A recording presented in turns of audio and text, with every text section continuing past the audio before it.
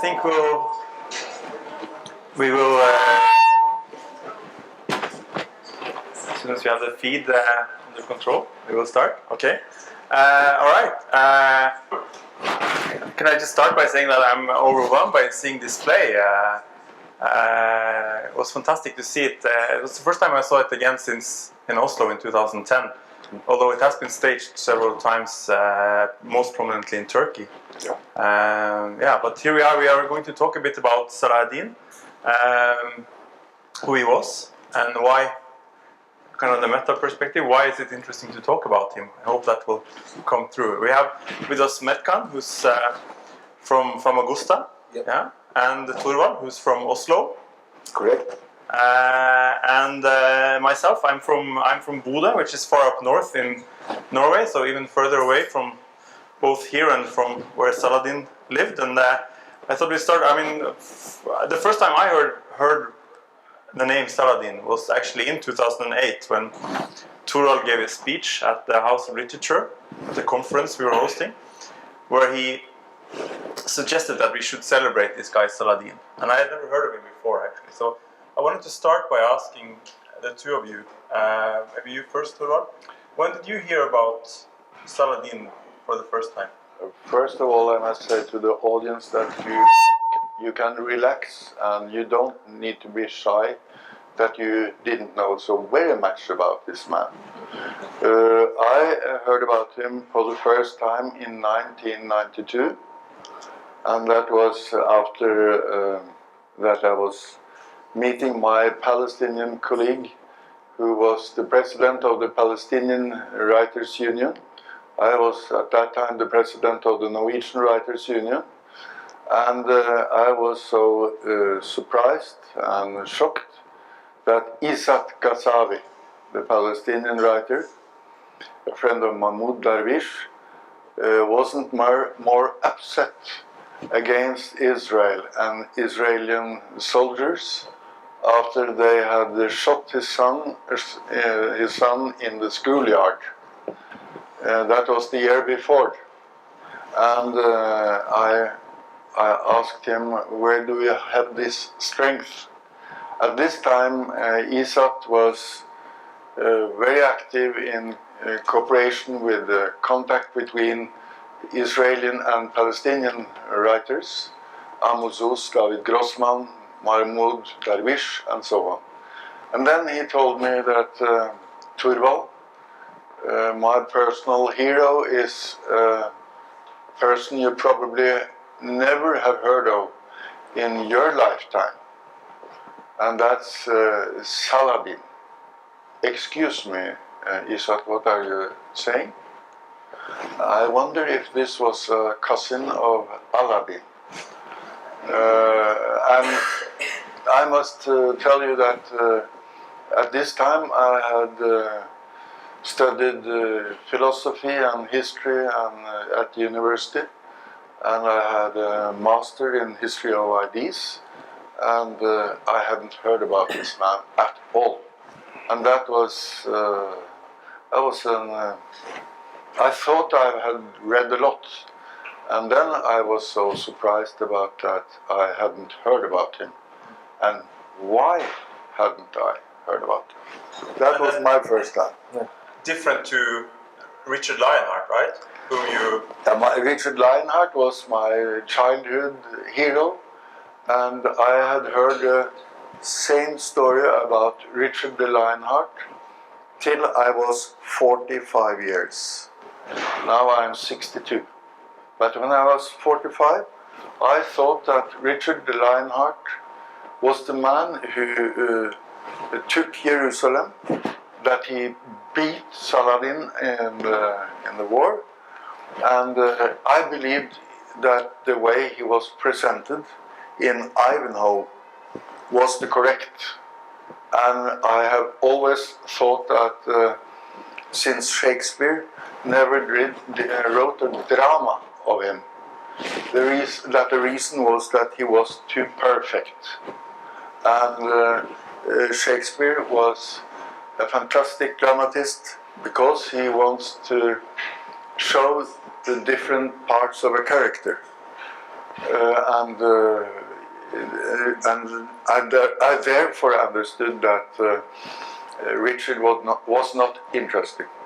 He is mentioned in King John, and it's two sentences, sentences, and in the two sentences it's underlined how perfect Richard is, and he can do whatever he wants in King John, and he is not useful for Shakespeare to write about. So I did not know anything about the things you have heard in the play till I started to write my novel Toskoparan, or the Camel Clouds, about Saladin, and then I started to study and interrupt more and more about also Richard, and there come more and more surprises for me the next years.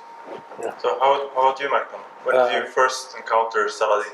Yeah, well, I heard a couple of times of Saladin at first when I was maybe a children in the books and history books and so on, but the most remarkable experience happened when I was a student in Athens while I was doing my master. Before I started to my master, I was a graduate from economics department, so mostly about the numbers and the things. And the way that how I politicized was mostly about the Cyprus issue, and as a Turkish Cypriot who wishes a sort of a solution in Cyprus, everything was linked with the European Union, and I had this pro-European understanding without criticizing anything, and most of the people in my age still have this understanding. So when I went to Athens, I had one of the good friends who reads a lot and mostly about literature and so on. It was 2009, and he told me basically why you are stuck up a lot with the very European and Eurocentric way of understanding all this conflict issue and so on. Up until that point, I never asked myself a question that what could be wrong about this. I mean, it was a question that more or less changed my life, and he initially advised me a couple of names. One of them was Amin Maluf, and the other one was Edward Said. That was the moment when I said, okay, someone who had this, numerical knowledge about everything as an economist, and then trying to learn about politics, I find a totally different story about it. And in this time period, eventually I was trying to understand the historicity of the events, and Saladin came up after, suggestions from friends. And it was the moment, that whole narrative that I learned, that everything starts with either the end of the Cold War or with the French Revolution, and this is how we learn about the history, was actually a very minor part of the wider history that influenced the whole understanding that I have. So then Saladin, and the way that how he conquered the Jerusalem and how he positioned himself, and all these readings about Saladin come up. And I think that was the moment when I realized that actually I can read the history from different ways, and I can also, maybe be a little bit more critical of what I am reading rather than, taking it as a pill and, enjoying it. So this was the period, and of course at the end of the day, I'm still a student, but I'm completely away from the economics in a way, other than following the news, what's going on, and more with the theories of, the events and so on. So I think Saladin was maybe not the reason, but one of the reasons that changed entire understanding of the, understanding for me in general to the looking to the events. But I remember very well when my novel about Saladin, Toskoparan in Turkish, came out in Turkey. Yeah. And then I recognized another story from the Turkish part and also from the Arabic world about Saladin. And they were so surprised about that I didn't focus mostly on the battle in Hattin, which we heard about in the play, that he was the first Arab or Kurd or in the Middle East who defeated the Crusaders after 88 years of occupation. 88 years of occupation, he conquered them in a battle of Hattin. That's empiric. It was an enormous battle and he won it. Therefore, this battle has been so extremely important in the Arabic world and in the Turkish world. And Erdogan, the Turkish president, he still says that he is a Turk, that's the one thing. Yeah. And he focused also on the thing that he won this battle. When some of us says that it's an impressive military victory, okay, but most of all the important thing is the thing he did some months after. Yeah. In October, 2nd October 1187. We're going to that, yeah. But this is the focus. It's not the focus in the Turkish world. But maybe we should rewind a bit and take the basic facts, because there's obviously different versions of Saladin. But before we do that, we come to that. Like the empirical stuff. Like what do we actually know about Saladin? Like what are the basic? We know that he is born in north of Iraq in 1137. His father is governor of Aleppo.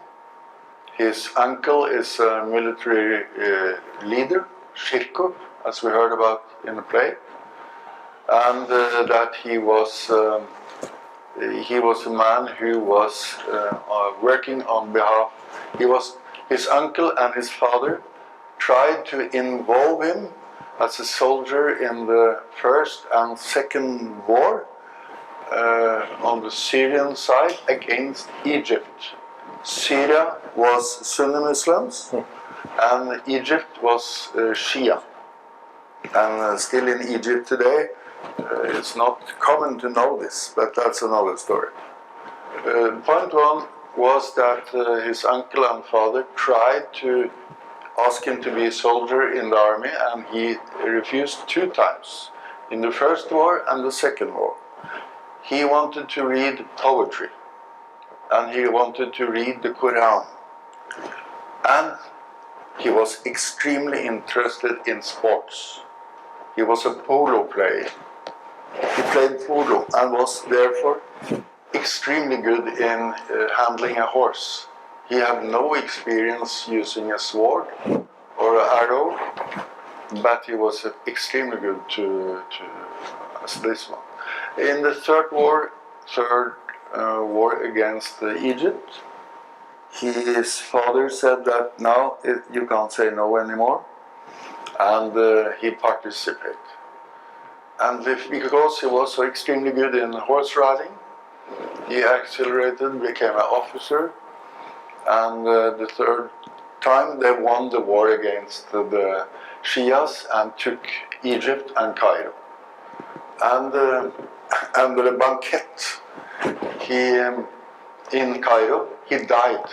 His uncle died, and it's tradition that the vizier of Cairo, those who had lost the war, could pick out one of the emirs in the winning part, and he was picked out as the new sultan for Egypt. You can stop there, but could you take over from here, or? I prefer to listen from I don't feel the courage to. Okay. But He became the sultan of the first sultan of a united Shiite Sunni. because at this part they had won both. He was controlling both Syria and Egypt, and decided that both countries should be a Sunni area. And when Nur Eddin died, the king of Syria died, he was picked out to be the sultan of whole Egypt and Syria. And he was at that time an extremely strong And I would also say brutal against the Shias. He was not soft or very nice. He used also brutal methods to put also the whole Egypt into this Syria Sunni Sultan Caliphate. Yeah.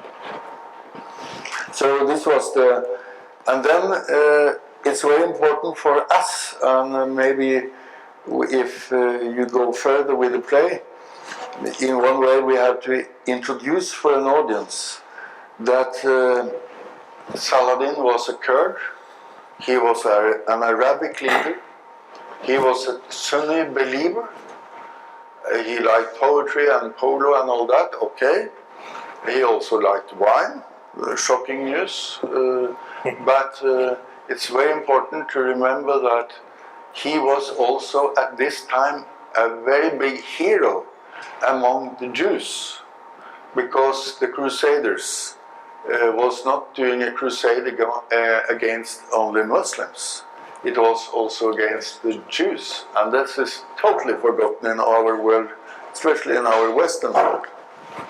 And therefore he was very popular among Jews, but also among Christian minorities, because it's very often forgotten that when the Crusaders took Jerusalem in 1099, they killed the Jews and the Muslims, but they were also trying to kill all Christians, which are not as white as I am. For example, the Coptic Church and the Armenians, and they have not forgotten this 1099 or 1099. So we are still in this conflict which we saw in the play. But now you're touching on a bit of the stuff that you found out also when you started researching Saladin, and like we talked a bit about earlier, there's many different versions of Saladin. In your play, can you say something about the kind of the Saladin that you chose to portray in the play that you wrote? First of all, on behalf of the authors, I can say that it's impossible for an author or a person to understand another person fully. That's the first thing to say.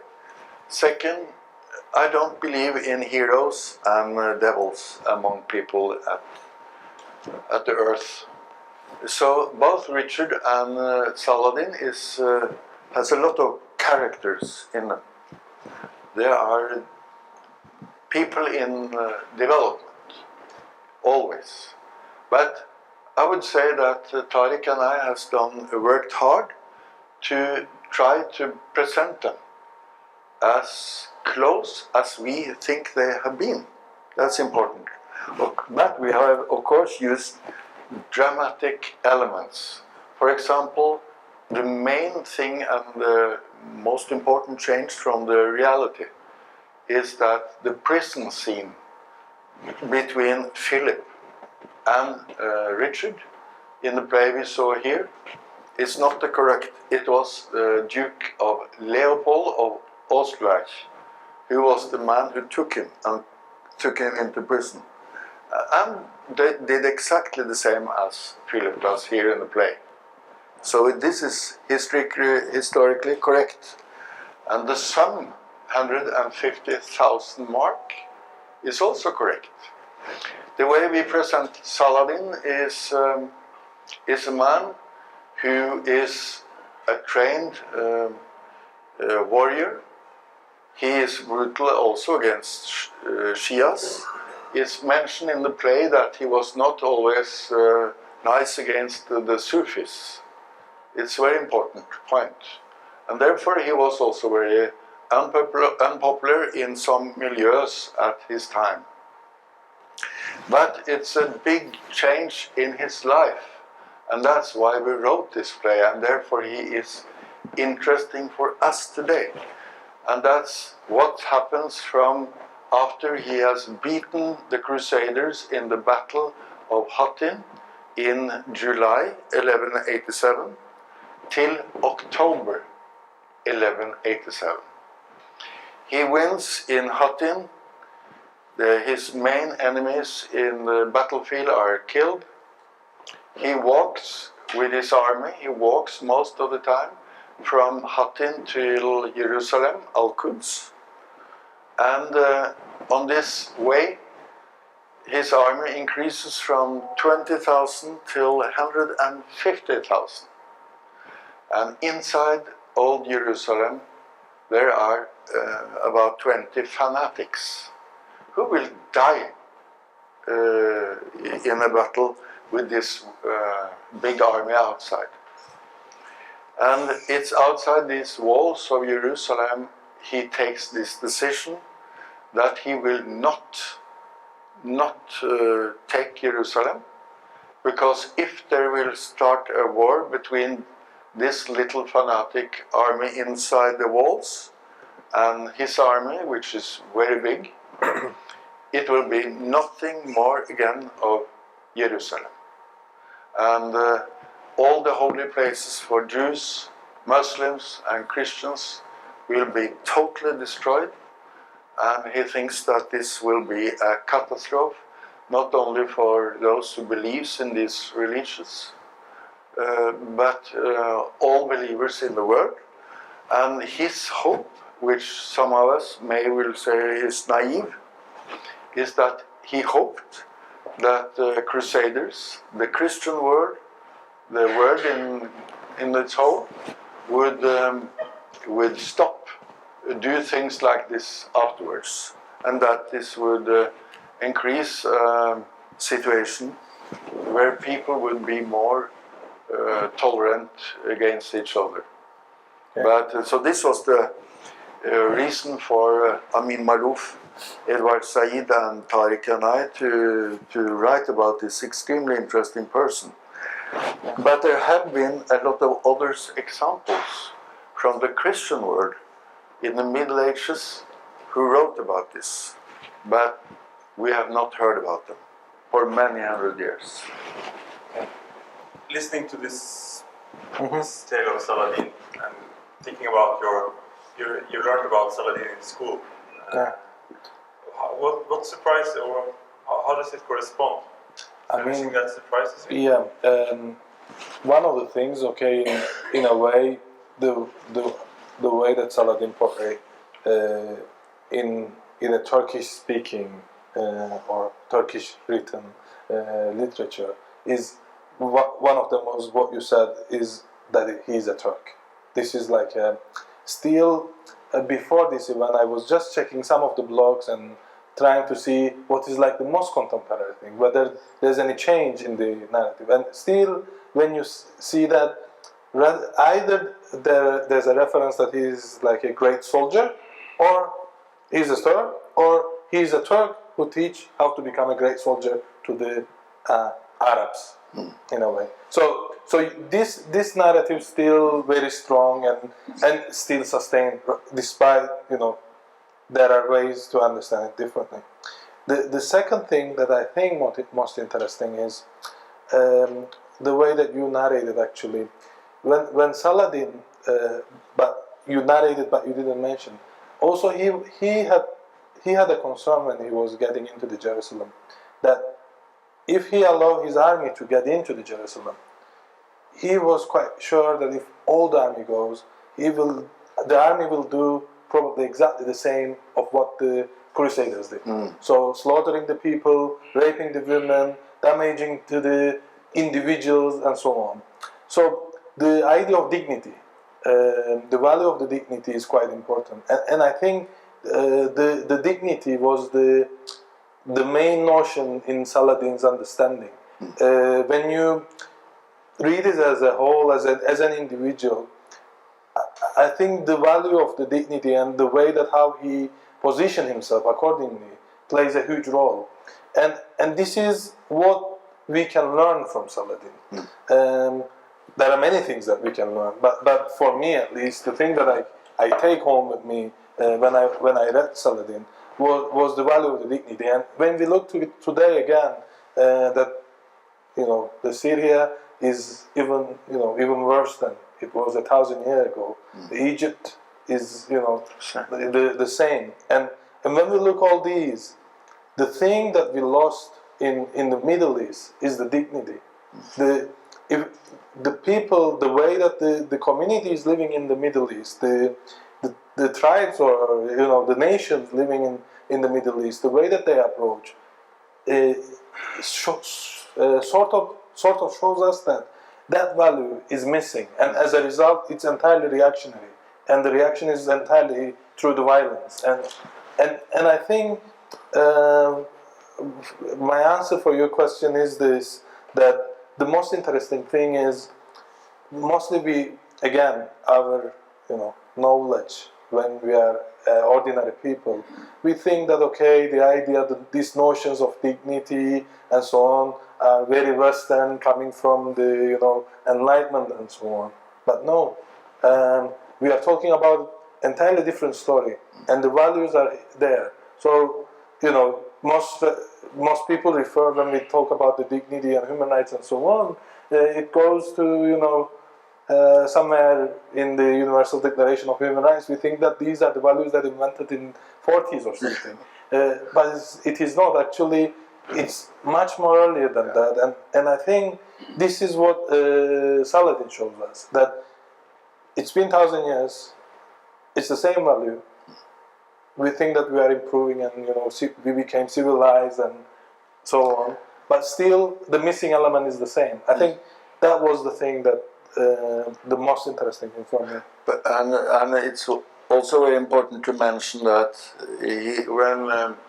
when Saladin was heading his army, when they went into Jerusalem, he gives an order saying that if you do something cruel against the Christians or others in the holy city, I will personally kill you.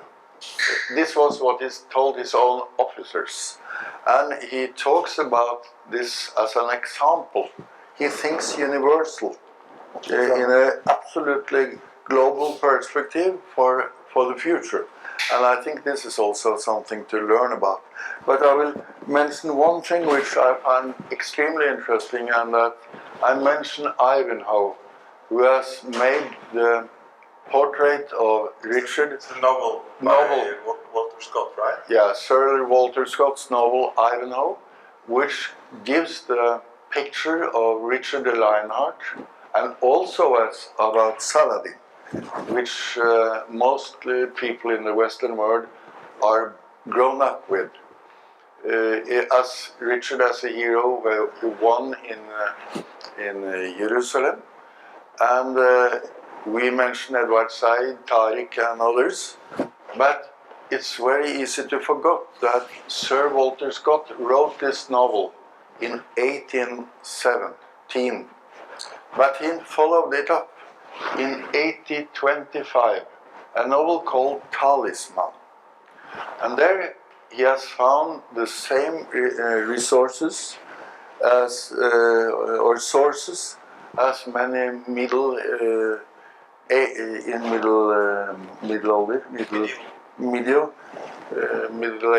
time, who wrote a Christian, Dante Alighieri, Boccaccio, and other Christian writers. When they wrote about Saladin, he was mentioned as a person who should come to paradise. Even in Divina Commedia, it's mentioned that Saladin should come to paradise. But when the Christians in the medieval times had respect for Saladin, was this because of his acts when he reconquered Jerusalem, or was it? It was especially because that he didn't do anything brutal some years after. He really kept his word. He said, "Come, Christians, please come. Jews, come back. We will not do anything cruel against you who live here. This shall be a place where you can pray and go into the Holy Church." And he gave also the order to 2 Muslim families to take care of the Holy Grave Church in Jerusalem. And still, these 2 families are taking care of the Holy church in Jerusalem. It's from his time. Yeah. Well, but certainly when he gave that order, it was controversial also amongst his own people, right? Very controversial. And I have a lot of Kurdish friends who are very angry on Saladin because he didn't make a Kurdistan. This is very unhistorical, but okay. He is not always popular in all Kurdish milieus either, because they think that he should have done more for the Kurdish people. Yeah. Isn't it Saladin also saying that the Kurds are the most undisciplined group? That so also isn't it shows like in a way that it's hard to imagine like the same period, but the respect that he carried on is more human-centric rather than being centric to his own tribe. I mean, we can't talk really about the nation in this 1000 in that time period, but he had his tribe, but his loyalty was not just limited with his tribe, but he has this broader understanding. And again, when we look with today, that we have always this understanding that our community, our nation, our neighborhood, our family, and he able to go beyond this and the issue about the Kurdistan.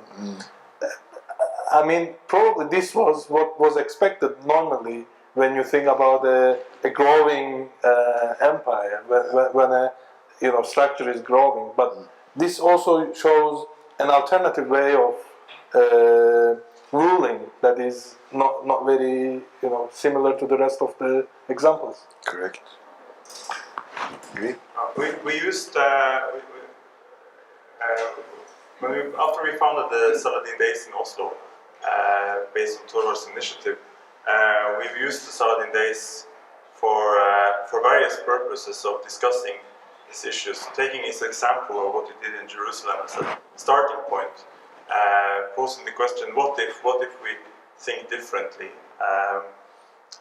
What if we open up for not either or, but something in between? Do you? It's maybe a leading question, but what issues today do you think? I mean, what do you think Saladin would have said if he lived in 2016? If he just arrived today here. If he was with us here. Probably he goes to any of the statues that we made, and he will say like, "I'm back." To the statues.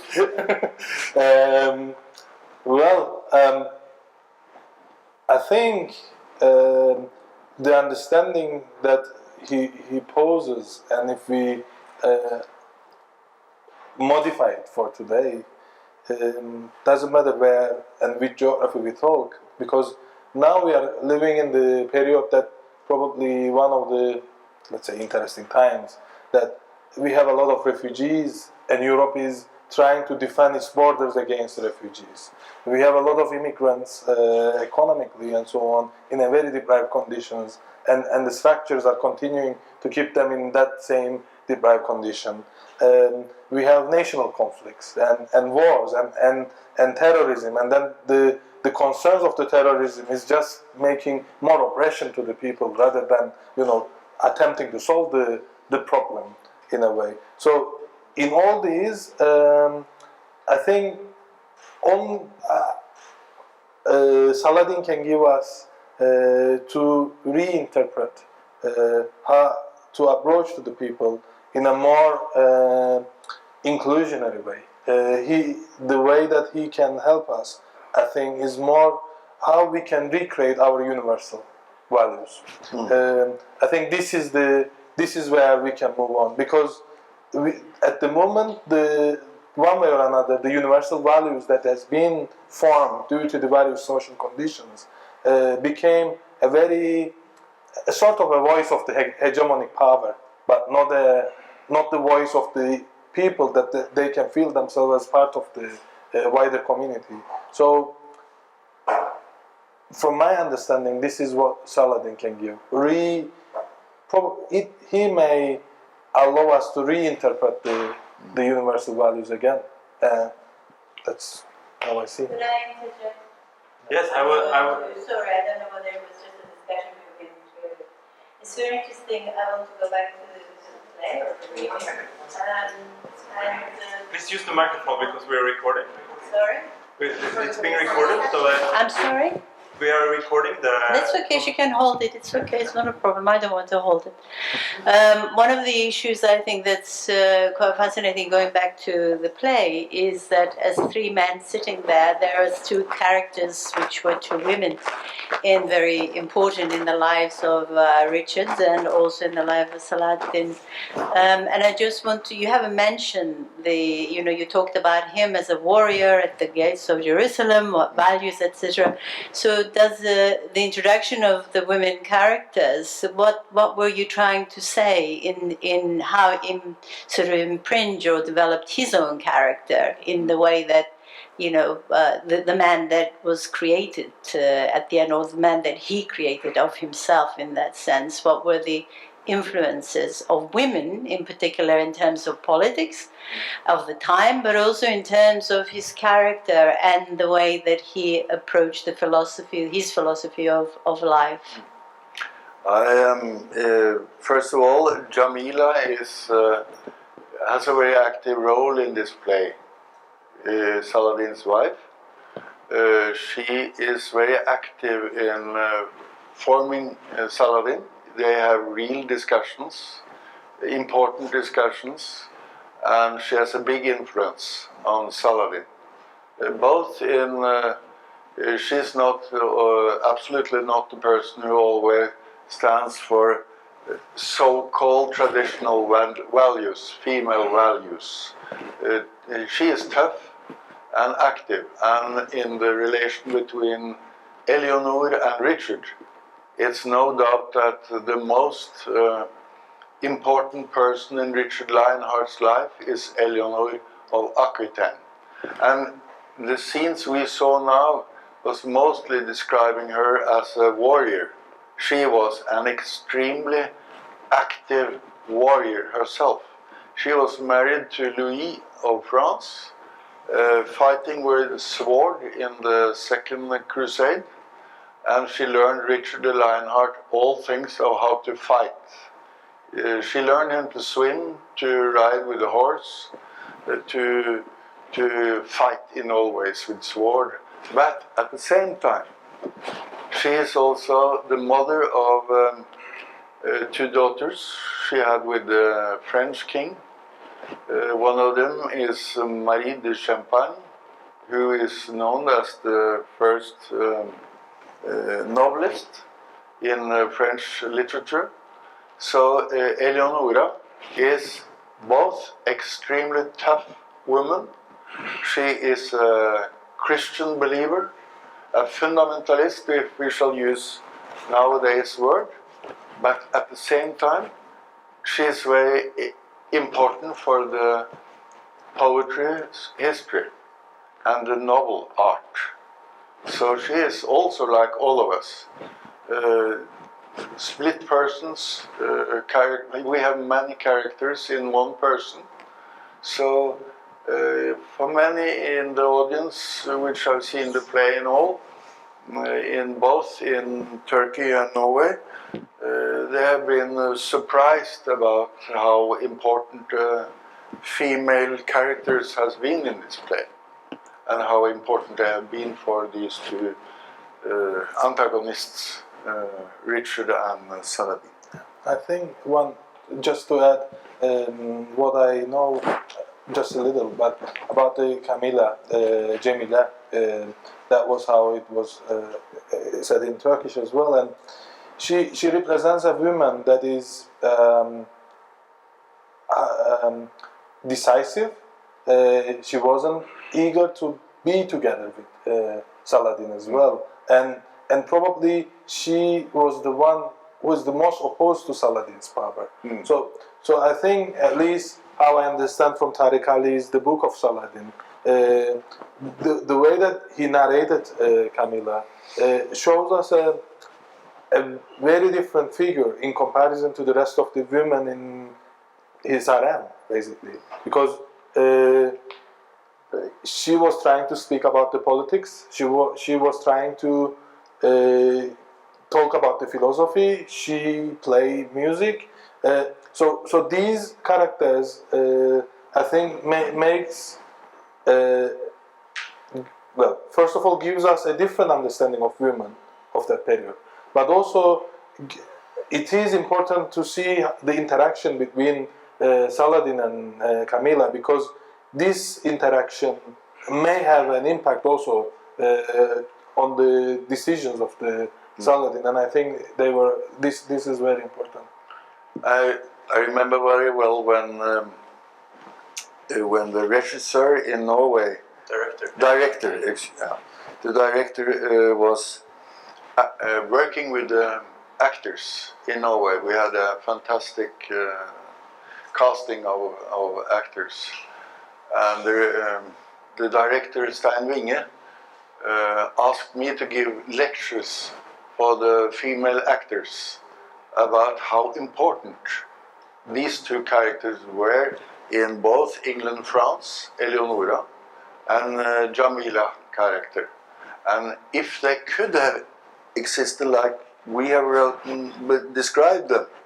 And this was not difficult for us to find material showing how important the female role was in the court, in Saladin's court, and about Eleonora. It's very, she is probably one of the, in all ways of the word, strongest persons in our European history. Absolutely. Yes, I just want to apologize that I forgot to mention that we are very much open to questions from the audience. So thank you for just taking the. Very, very glad for that. So please, Ella. Hello and thank you again. So my question is in relation to authorship. So you've authored the play, but then in terms of the historiographers that brought to you the information that kind of conveyed to you the different versions of Saladin and the other characters, there's a first authorship that happened there. So okay, this question actually has a lot of levels, but I'm going to stick to one. So in terms of picking your historiographers, who did you choose, and if it's not too long of an answer, why? And also, okay, I'm also very interested in what the 19th century, with kind of the romantic and the orientalization of all these kind of the oriental view of these characters, what that had done. But I don't know how big of an answer that would be. So there it is.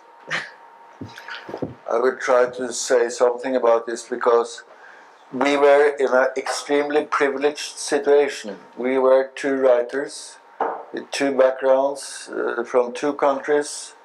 We have a lot of things common, and we were writing this play for 1 year, and at the same time a lot of things was happening in the world which we could see daily things which could be linked in some ways to the play.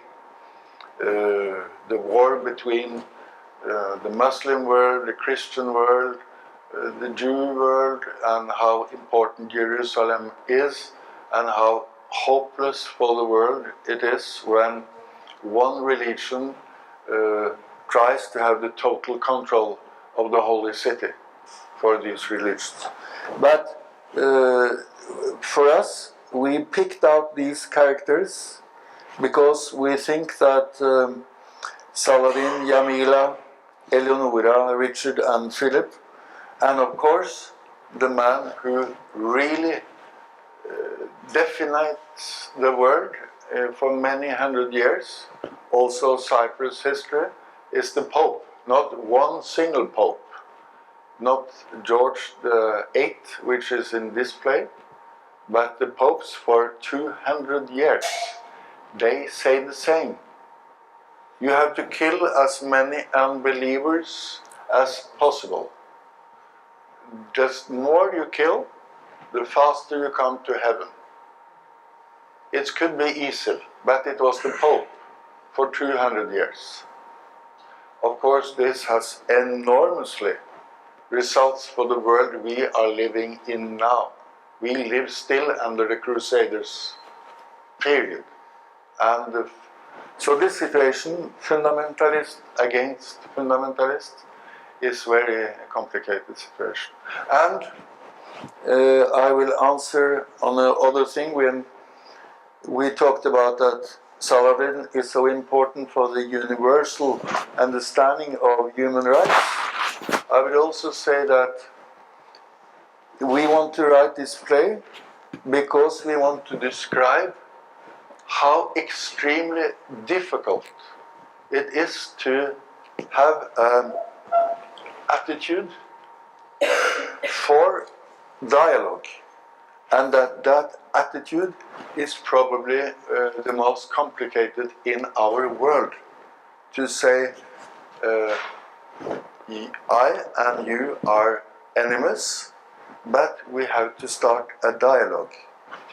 I have known a lot of people who have been fighting for dialogue, which have had a big complicated word. Anna Politkovskaya in Russia, Isaac Kasavi in Palestine, Mehmet Uzun here in this area. They are dead now because of this Saladin standard or attitude. Yeah. We're approaching the end, but so if you have any questions, there's a microphone coming your way. Thanks. You mentioned at one point that the characters develop, or all of us as human beings develop over time, and you also noted that Saladin or Salahuddin had, amongst others, persecuted Shiites and Sufis, and in some literature the Copts in Egypt as well. So was it that over time he became less tolerant or more tolerant, or was it more that he responded differently in different circumstances? So can you speak a bit about that? I would say that first he has a traditional pacifistic background in many ways.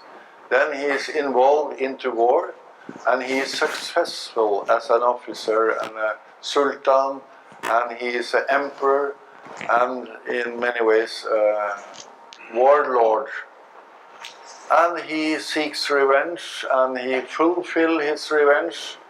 He is a very traditional soldier, and I will not be arrogant or say that this is something I don't understand. In Norway, the peaceful nice little Norway, we who nearly always are sitting on a white horse. Except for the 8 wars in the last. Yeah, excuse me. Don't be silent. Shut up. Sorry. But I must tell you that after the Second World War, we decided to kill 50 of the enemies of our winning Norwegian Second World War army. But we killed 50 Nazis. Yes, we killed 50 Nazis. We killed 25, but we said that we should kill 50, but we didn't. So this about revenge is very also, sorry to say, also universal. But I think that the thing that Tariq and I think about Saladin's development is that after he had won against the Crusaders in Hattin, and when he came to Jerusalem, and he understand rationalistic, that if he should seek revenge for a final time and kill everyone inside Jerusalem, this would be remembered for the rest of the human time. And it was also a very important personal thing with him. He was at this time very sick. He had malaria, and he was afraid about his sons, which were not so peaceful always. And he had also started to have, he had got grandchildren. And he was thinking and philosophizing a lot with his caliph, Beha-Eddin, about what will the future be. And then I think he took the decision that it would be meaningless to crush the whole holy city. It's in part pragmatism, but also in part something Strategic. Strategy.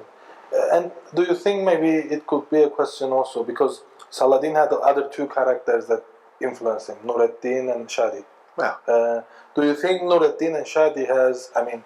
You must tell a little about them for people. Nureddin, the king of Syria. Yeah. Right? Yeah, Nureddin was king of the Syria and Shadi was the Uncle. uncle of Saladin. But in general, he had these two characters. Nureddin was very well respected soldier as well. Saladin was also respecting a lot to him. And Shadi was, for me, sort of a mastermind behind Saladin. So, okay, they had an impact on Saladin. What do you think in terms of their influence? I think that they were brilliant in their way as military strategists and also as a king, Nureddin, the king of Syria.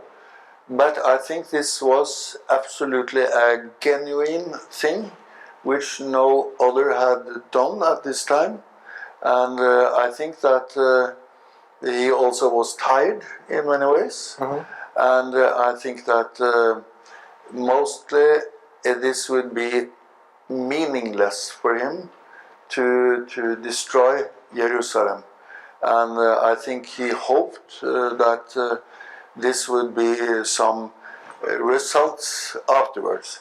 But the audience must remember that the play you have seen is that the Crusaders hadn't listened to him, hadn't understand anything, because I was describing for you things we have been talking about 1187.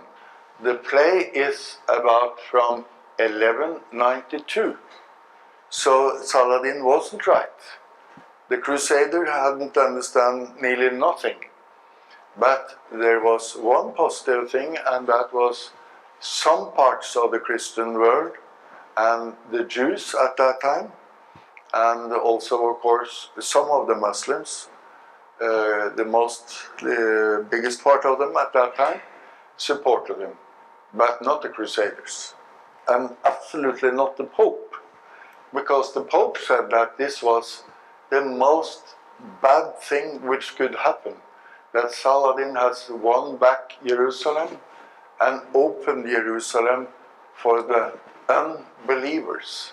Therefore, my childhood hero, Richard, was mobilized for starting the third crusade against Jerusalem, for making Jerusalem for a Christian society. Finito paket. Almost finished. I think we should round it off with just one last aspect of well, we've seen a play tonight, right? A stage play. It's a work of fiction, even though it's based on real historical events, right? Yeah. And you talked a bit about how you and Tariq have combined your knowledge, your knowledges of Saladin. You've both written books about him prior to writing the play. You combined that knowledge. You based it on historical sources and so on. But there's also room for something more. And there's the reason why you chose to write it as a fictional play and not as, let's say, a biography based on historical sources. You write novels, you write works of fiction. Yeah. And you use in this an important concept that you elaborated on, for instance, in this essay collection that came out last year, I think. You talk about you have this term that you used, which is the invincible library. Yeah. Can you tell us a bit about the invincible library and also why you choose to write fiction? Because it's a lot of historians. I cooperate very well with Norwegian and other historians. I have a great respect for their works when they are good historians, like I respect when it's good plays and novels. The thing is that I think it's very important to remember that most of the letters or most of things which seem to be non-fiction is very often fiction, to say this very easy. And that we have an extremely respect for papers which are signed. We think that everything then is written and it's true, but also it's another very important aspect which Andreas asked about, and that is most of things we have been thinking about, talking about, and said and decided is not written. It's invincible. And it's nearly always, and the thing which always are invincible is the story of those who have lost the wars. It's the winners who writes, and they try to push us to read their texts and not the other text. And our vision and our hope is to come closer to both Richard and Saladin. And none of them are crooks or heroes, but they are children in their time. And we have to be respectful towards that. And the invincible library, the term you use is just you try to coin that all this information that does not exist in the Books. Yeah. So if I may, I wanted to end with a quote from your and this, some of you have something to. I think it says this is my bad translation into English though. The invincible library contains different volumes depending on where in the world you find yourself and under which religious belief, cultural sphere of influence or horizon of belief you have. Most of us have a well-developed ability to choose, to leave out stories, histories, events and sources that do not fit our own image of ourselves. And this ability does not become less important when we are part of a religious or political collective. Yeah. Any thoughts? Okay. Well, no. That's good. Yeah, I think so. Thank you so much. Thank you, Metkan and Torvald. Thank you for a great talk. Vi kan vel si at jeg snakket på fredag om Richard. And what we forgot, what we didn't talk about at all, which has been really exciting for the last days, just to mention that on the way out, is Cyprus, and the role of Cyprus in this. And we know that Saladin was never here, but we know that Richard Lionheart was here, right? Yeah. And Torvald will talk more about that on Saturday. Thank you so much. Thank you.